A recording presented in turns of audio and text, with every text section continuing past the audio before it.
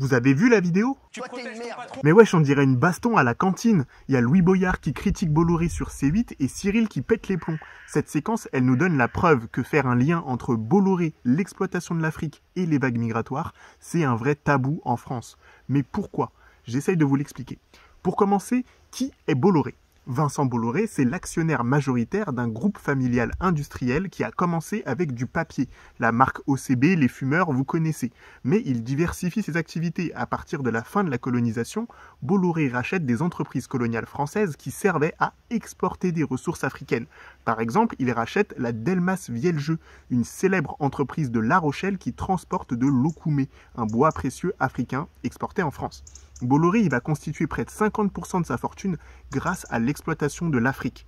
Mais pourquoi il fait ça? Vous connaissez le système colonial, ça permet de récupérer des ressources dans les colonies pour enrichir la métropole. Et malgré les indépendances, ce système, il ne s'est pas vraiment arrêté. Grâce à des accords, à des coups d'État et à des endettements bizarres, la France, elle a réussi à maintenir ce système en place. C'est ça qu'on appelle aujourd'hui la néocolonisation, ou bien la France-Afrique. Et c'est tout bénef pour Bolloré, puisque dans la majorité des anciennes colonies françaises, c'est lui qui a le monopole de toute la chaîne d'exportation. Il a les chemins de fer, les ports, les compagnies maritimes. En fait, il a gagné le Monopoly. Et pour ceux qui ne captent pas ce que je suis en train de dire, l'ampleur du bail, je suis en train de vous dire qu'il y a une seule ligne de train au Niger, une seule ligne de train au Burkina, et qu'elles appartiennent exclusivement à Bolloré pour exporter les ressources. Il n'y a rien pour les populations locales. Et il contrôle aussi une partie des ports en Côte d'Ivoire, au Ghana, au Nigeria, au Cameroun, au Gabon, au Congo, au Togo, en Guinée. C'est trop! Préparez-vous à faire des screenshots. Je vous donne des sources solides pour vérifier ce que je viens de dire.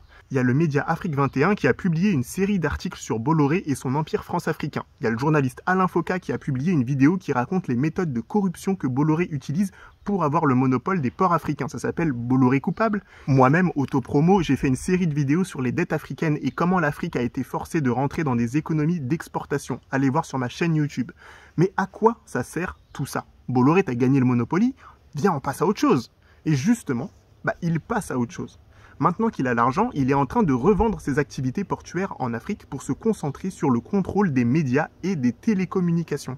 Il devient actionnaire majoritaire du groupe Canal+, et les Français sont dégoûtés. Mais il faut comprendre qu'au-delà de la France, en fait, si on arrête de regarder notre petit nombril, Canal+, c'est une chaîne omniprésente dans les anciennes colonies africaines. Vous allez au Sénégal ou en Côte d'Ivoire, Canal+ est partout. C'est la principale alternative à la télé publique. C'est souvent le seul moyen d'avoir accès aux chaînes internationales. Et c'est l'un des producteurs majeurs des films et des séries d'Afrique francophone.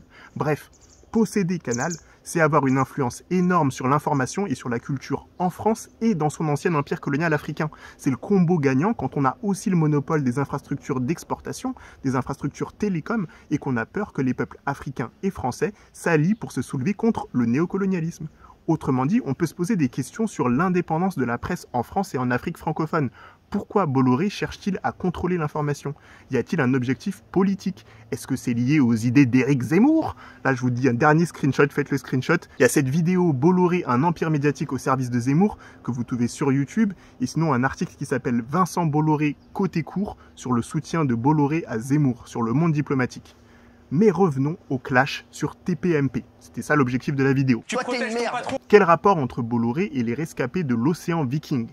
Pour expliquer sa prise de parole, Louis Boyard a publié un communiqué que je vous laisse lire sur son Twitter. Mais en gros, il explique que, premièrement, recevoir 230 rescapés ne va pas appauvrir la France. On a full richesses qui sont concentrées dans les mains de quelques milliardaires. Donc au lieu de rejeter les plus pauvres, on pourrait se répartir le trésor des riches. Osons rêver un peu, je sais pas, Robin des Bois live quoi.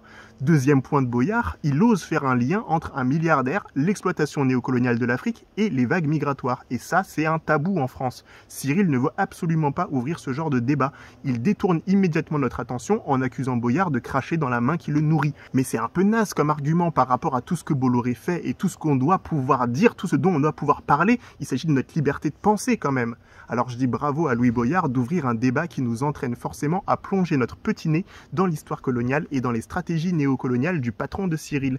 C'est super que la France insoumise fasse publiquement un travail d'analyse sur nos pratiques néocoloniales et nos responsabilités dans les vagues migratoires actuelles. Parce qu'il ne faut jamais oublier que le monde entier nous regarde, l'Afrique en particulier, et qu'on peut se mentir en interne en faisant genre on est le gentil pays des droits de l'homme, mais le reste du monde connaît notre histoire impériale et notre histoire coloniale. On va être obligé d'être moins franco-centré quand on aborde des sujets comme les migrations internationales. Pour terminer, on pourrait être désespéré de voir cette montée des pensées réactionnaires en France. Mais en vrai, moi, j'ai v'là l'espoir. En fait, s'ils tremblent à ce point, c'est qu'on leur fait peur parce que l'édifice qu'ils ont construit sur le racisme, le tabou et l'exploitation, il est en train de se fissurer. Vous en pensez quoi? Est-ce qu'on ouvre nos grandes bouches et on continue à parler ou bien est-ce qu'on se tait? Dites-moi en commentaire et à bientôt sur la chaîne Histoire Crépue. Ciao, ciao, ciao!